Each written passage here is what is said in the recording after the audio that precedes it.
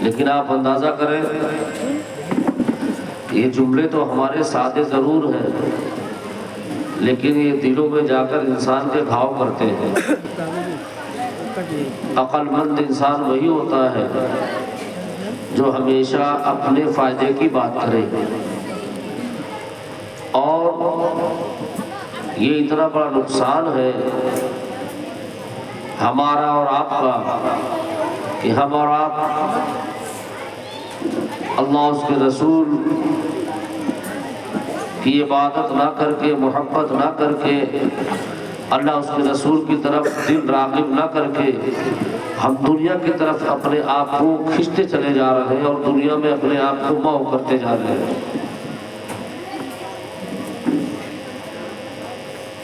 یہ محفل جسے ایصال ثواب کی محفل کہی جاتی ہے، حتیٰ کہ آج انسان اتنا بے خبر ہے کہ نماز جنازہ میں شرکت کر رہا ہے وہ انسان، اور اس کو پتہ ہے کہ فلاں حاجی صاحب کا انتقال ہو گیا، اور انتقال کے بعد جب اسے خبر دی گئی، غسل کر کے تیاری ہو کر وہ تیار ہو کر آیا ہے نماز جنازہ میں شرکت کے لیے، اعلان کر دیا بعد نماز ظہر فلاں کی نماز جنازہ پڑھائی جائے گی۔ افسوس اگر 500 لوگ نماز جنازہ میں شرکت کرنے آتے ہیں تو ظہر کی نماز میں مشکل سے 100 لوگ ہی جماعت میں شامل ہوتے ہیں، 400 لوگ نماز ظہر بھی نہیں پڑھتے۔ اب آپ اندازہ کریے انسان کتنا شریر ہو چکا ہے کہ جس کو پتا ہے کہ میں موت ہی میں آیا ہوں اور موت کی مٹی میں آیا ہوں، اور ابھی فلاں کا جنازہ پڑھایا جائے گا اور انہوں منو مٹی میں دبا دیا جائے گا، پھر بھی وہ انسان اتنا شریر ہے، سرکش ہے کہ وہ انسان ظہر بھی نہیں پڑھ رہا۔ عصر بعد اعلان ہوا تو عصر نہیں پڑھا، مغرب بعد اعلان ہوا تو مغرب نہیں پڑھا، عشاء بعد اعلان ہوا تو عشاء نہیں پڑھا۔ لیکن نماز جنازہ میں کثرت، اس کی وجہ یہی ہے کہ ہم اپنی موت سے غافل ہیں، ہمیں اپنے موت کی پرواہ نہیں ہے۔ یقین جانیے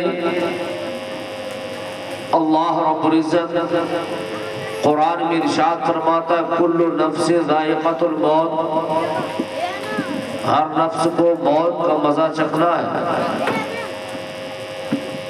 اور ہم مسلمانوں کا عقیدہ یہ ہے کہ ہم دوبارہ تیبارہ چوبارہ 5ویں بار 7ویں بار مرنے کے بعد پھر زندہ نہ کیے جائیں گے، ہمارے ہاں ایک ہی موت ہے۔ قرآن میں ہے کہ ایک ہی بار مارا جائے گا اور پھر قیامت میں اٹھایا جائے گا، دوبارہ آپ کو مارا نہ جائے گا، دوبارہ آپ بھیجے نہ جائیں گے، یہی آخری موت ہے، یہی پہلی موت ہے۔ حضرت بہلول دانا کا واقعہ آپ نے سنا ہوگا۔ حضرت بہلول دانا اللہ کے ولی ہیں اور ہارون رشید بادشاہ ہے، وہ ولیوں کی بارگاہ میں آنا جانا ہے۔ ہارون رشید نے حضرت بہلول دانا سے کہا یہ 1.5 ہاتھ کا ڈنڈا اسے لے لو اپنے ہاتھ میں۔ کہا کیوں دینا چاہتے ہیں؟ کہا اس لیے دینا چاہتے ہیں کہ اگر کوئی آپ سے بڑا بیوقوف ملے تو یہ ڈنڈا اس کے ہاتھوں میں دے دینا۔ حضرت ہارون رشید نے دیا، بہلول دانا نے لے لیا۔ کئی سال تک وہ ڈنڈے کو لے کے گھومتے رہے۔ اچانک ہارون رشید بادشاہ کی طبیعت خراب ہوئی اور مرگ بستر پر آیا۔ ڈاکٹر نے، طبیب نے، حاذق نے کہہ دیا کہ اب آپ کی موت برحق ہے، موت ہونی ہے، اس لیے آپ بہت مرض مہلک میں گرفتار ہیں۔ ہر کوئی آتا عیادت کے لیے، بہلول دانا بھی آئے عیادت کے لیے۔ ہارون رشید نے کہا دعا کریے بہلول دانا کہ اللہ میری عمر لمبی کر دے۔ کہا کیا چاہتے ہیں، کیوں لمبی کر دے اللہ؟